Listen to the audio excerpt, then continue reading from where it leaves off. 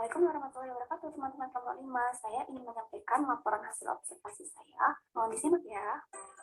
Nah, ini identitas sekolah yang saya observasi ya teman-teman, yaitu SD Negeri 3 Prambanan.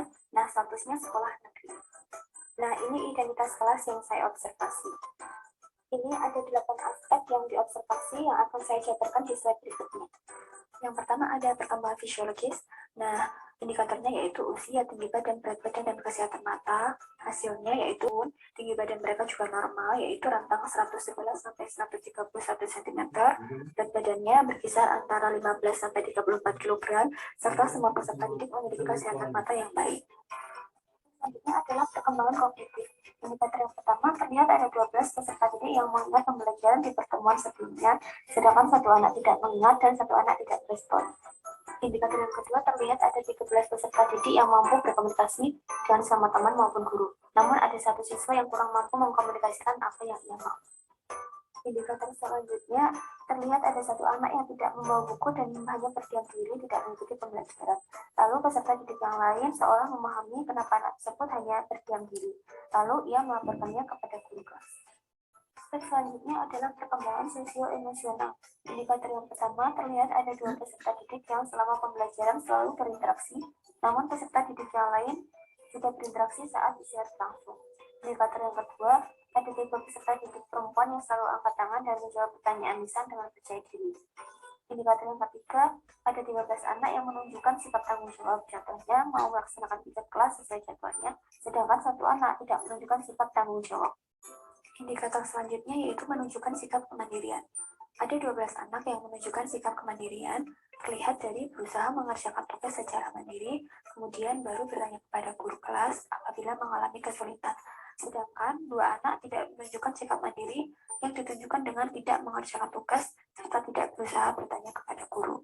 Indikator selanjutnya yaitu memiliki sikap empati.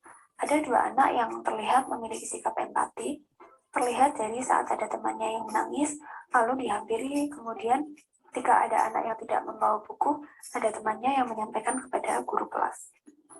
Aspek selanjutnya yaitu perkembangan bahasa. Nah, indikator yang pertama yaitu mengucapkan ucapan populer yang sering diucapkan teman lainnya. Ada 3 peserta didik yang menggunakan ucapan populer seperti kamu nanya. Indikator yang kedua, menguasai beberapa gaya bahasa. Bisa berubah-ubah berdasarkan situasi. Ada 14 peserta didik yang mampu mengubah gaya bahasa sesuai dengan siapa ia berbicara. Contohnya bahasa Jawa dan bahasa Indonesia. Indikator yang ketiga yaitu mengungkapkan perasaan dan emosinya secara efektif melalui kata-kata.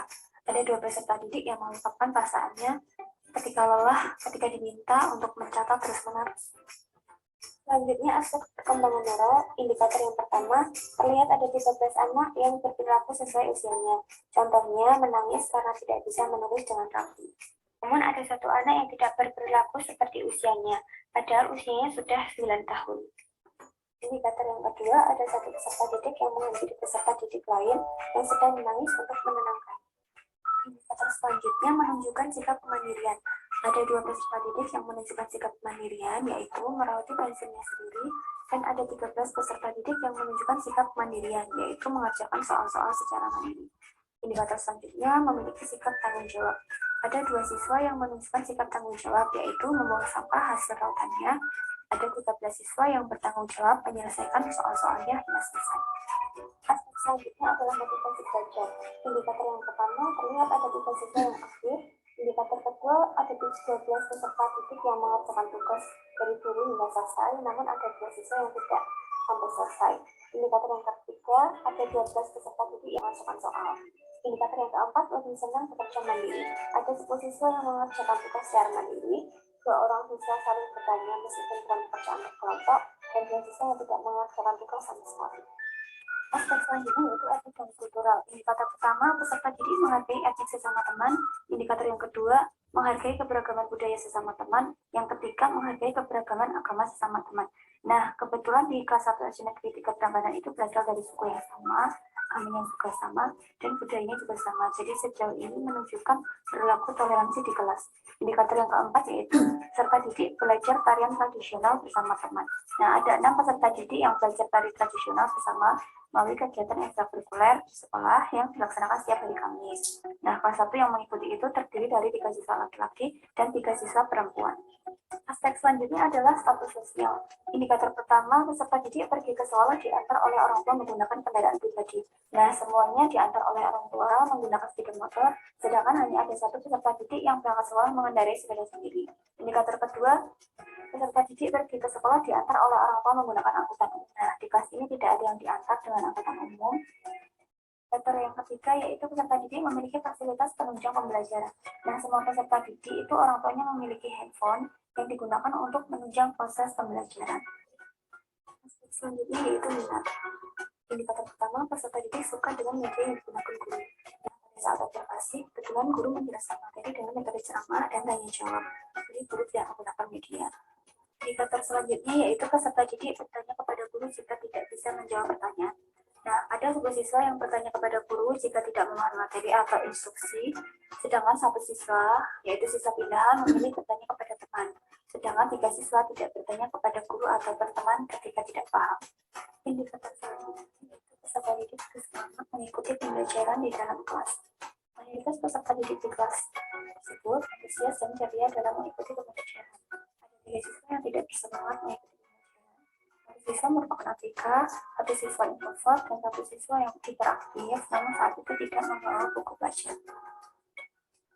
Selanjutnya yaitu kemampuan awal. Nah, di indikator pertama ini terlihat ada 12 siswa yang membaca materi dan 2 siswa tidak melakukan instruksi guru, yaitu tidak membaca materi. Nah, di indikator kedua terlihat ada 11 siswa yang selalu merespon guru, 1 siswa cenderung diam, dan 2 siswa yang tidak merespon guru.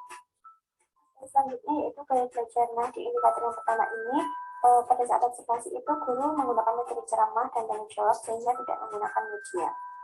Pada indikator kedua terlihat ada 3 siswa yang tidak dapat duduk dengan teman dalam waktu yang lama.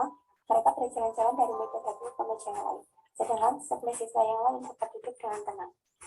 Indikator selanjutnya yaitu peserta didik senang berdiskusi. Pada saat observasi, kegiatan pembelajaran dilakukan secara individu, namun ada beberapa siswa yang berdiskusi dengan teman sebangkunya. Indikator selanjutnya yaitu peserta didik cenderung menggunakan gaya belajar visual, audiovisual, dan kinesetik. Nah, ada 3 siswa yang gaya belajarnya visual, yaitu dengan melihat buku.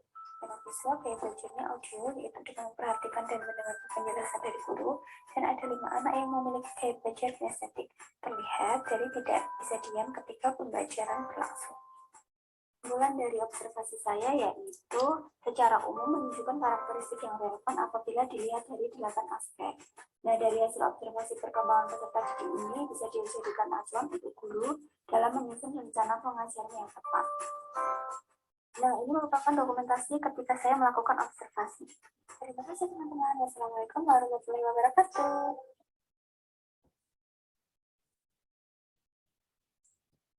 Nah, teman-teman, berikut presentasi dari saya. Silakan jika ada yang ingin bertanya.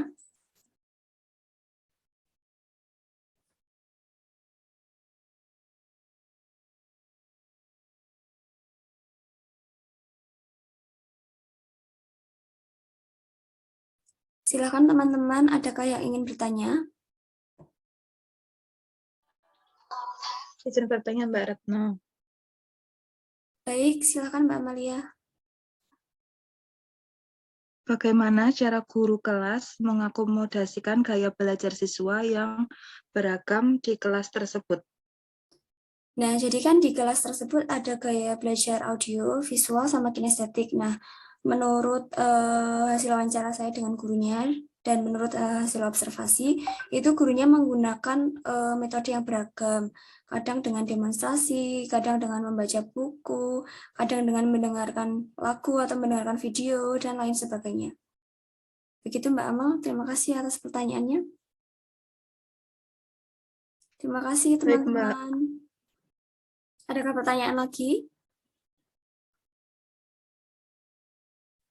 Kalau tidak, saya tutup. Sekian. Wassalamualaikum warahmatullahi wabarakatuh. Wabarakatuh.